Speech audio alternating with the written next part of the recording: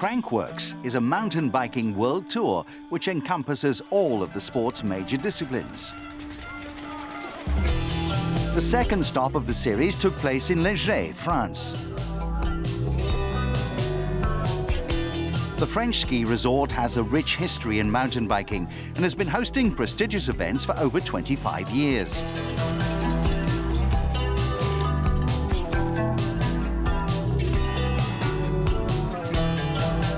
The first competition of the 5-day event was the Whip-Off Championships, in which riders start at the top of the jump line and perform their best whip in front of a panel of judges. The whip, derived from motocross, is the action of kicking out the back end of a bike sideways over a jump. With a wooden ramp instead of the conventional mud takeoff, there was a mixed response from the riders. British World Cup racer and whip-off regular Bernard Kerr struggled with the setup. I think the guys that are doing like the BMX whips going straight up and then sideways in the air are doing a lot better at the minute than the guys that are doing more moto-style whips. People are like sliding off the lip and getting crazy, and then when they can't bring it back, they're like sticking in the mud and not crashing. Like, it's actually like way better than anybody's expecting. However, the setup didn't seem to faze Brazilian Bernardo Cruz. Combining big air with effortless style, he claimed his third whip-off title.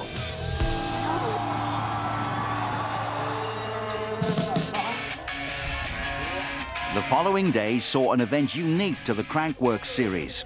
Dual speed and style is a mix of dual slalom and slopestyle, blending racing with gravity-defying tricks. Some riders attempt to finish the course in the fastest time possible, while others strive for the most stylish run in the hope of gaining a few bonus seconds. Aimed at racers and freestylers, dual speed and style brings the whole mountain bike family together. With the better tricks and faster speed, debutant Darryl Brown upset the established field to claim victory.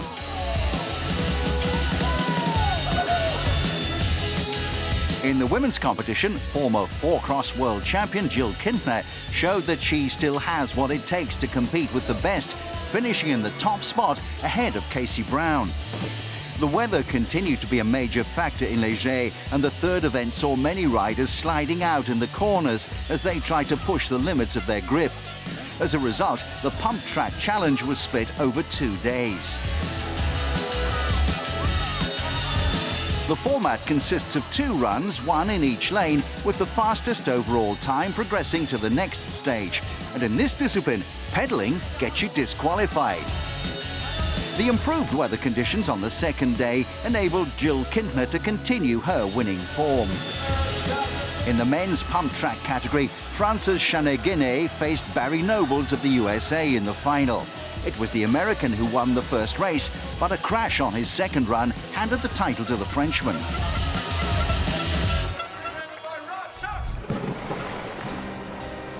As Crankworx progressed into its 4th day, the rain threatened proceedings once again. It meant that the flagship Slopestyle event had to be turned into a best trick format.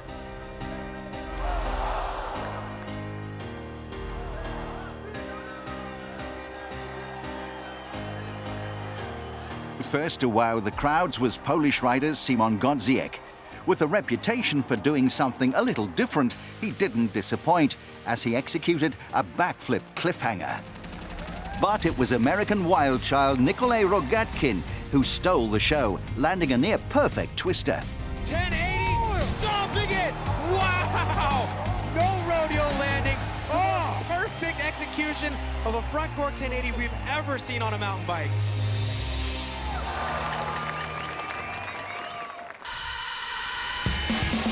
The final day was dedicated to downhill, the ultimate test between the bike and the stopwatch. The competition took place on part of the 2004 Downhill World Championships track, described as one of the most influential courses in mountain biking. However, after a month of heavy rain, conditions were less than ideal. On such a long and treacherous course, some riders adapted better than others, with certain big names losing precious time on their run. The French riders seemed at home, with Morgan Charre dominating amongst the women and winning by 25 seconds.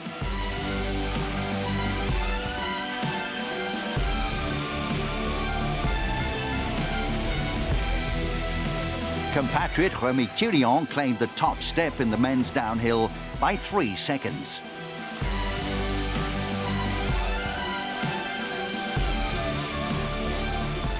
I'm really happy to win here in front of the French public, and particularly in this condition, in the muddy condition. It was really hard on the bike.